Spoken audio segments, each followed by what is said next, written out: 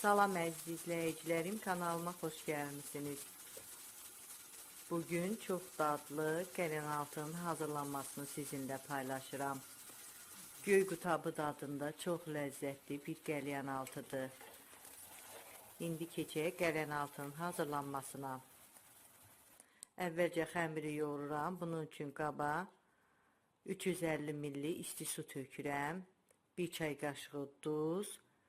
Duz əriyənə qədər yaxşı qarışdırıram. Duzlu suya un tökürəm. Unu apardığı qədər istifadə edəcəm. Xəmir yoğururam.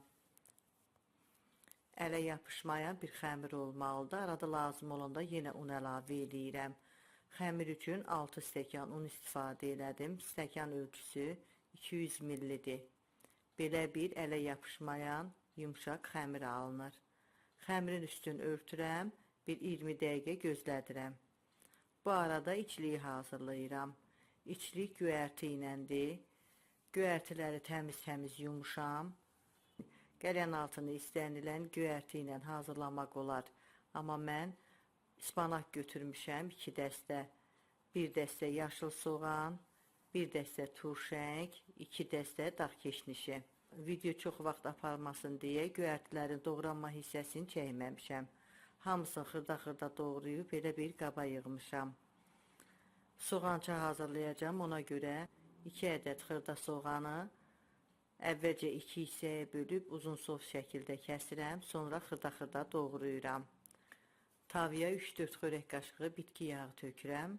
Doğradığım soğanları tavaya tökürəm. Qoyuram qaza, soğança hazırlayıram. Soğanları qarışdırıram.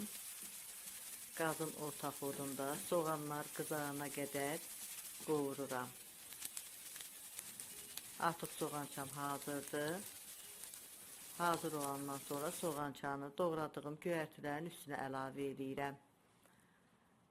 Qara istiyot səpirəm. İstənilən ədvanı səpmək olar. Gördüyünüz kimi göyərtiyə duz vurmadım. Duzu tez vurduqda göyərtilər su salır. Onda xəmirin üstünə yayanda xəmiri nəmləndirir. Hazırlamaq çətin olur. Ona görə duzu bişirəndə səpirəm. Yoğurduğum xəmiri un səpdiyim masanın üstünə yerləşdirdim. Xəmir kəsəndən əvvəlcə uzun sov şəkildə 2 hissəyə ayırıram.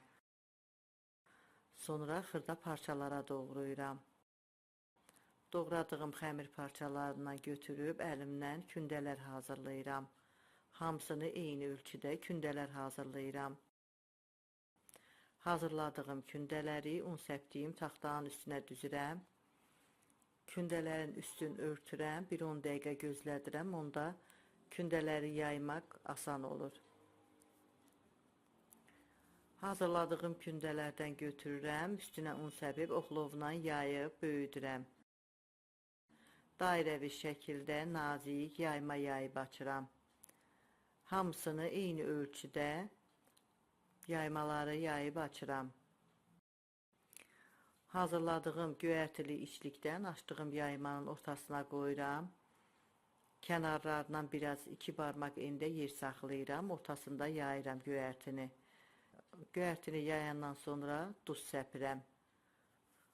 İkinci açdığım yaymanı birincinin üstünə yerləşdirirəm. Kənarların barmağımla basıb bərkidirəm. Hər yerin bərkidəndən sonra belə bir kəsənlə xəmirin artıq olan hissələrini kəsib çıxardıram. Onda xəmir həm görünüşü gözəl olur, xəmir bir-birinə yaxşı yapışır. Belə hazırlayandan sonra yağda qızardıram. Tavaya bitki yağı tökmüşəm. Yağ qızdıqdan sonra hazırladığım göyərtili xəmiri tavanın içinə yerləşdirirəm. Qazın orta odunda bir üzü biraz bişəndən sonra çevirirəm. Tez hər iki üzünə çevirirəm. Onda xəmir yaxşı bişir, yaxşı qabarır. İçindəki göyərtilər də yaxşı bişir. Hər iki üzünü çevirərək yaxşı pişirib qızardıram. Hamısını eyni qaydada hazırlayıb qazın orta odunda tez çevirərək hər iki üzünü bişirib qızardıram. Gördüyünüz kimi artıq yaxşı pişib, hər iki üzü də yaxşı qızarıb. Belə olduqda tavadan götürürəm.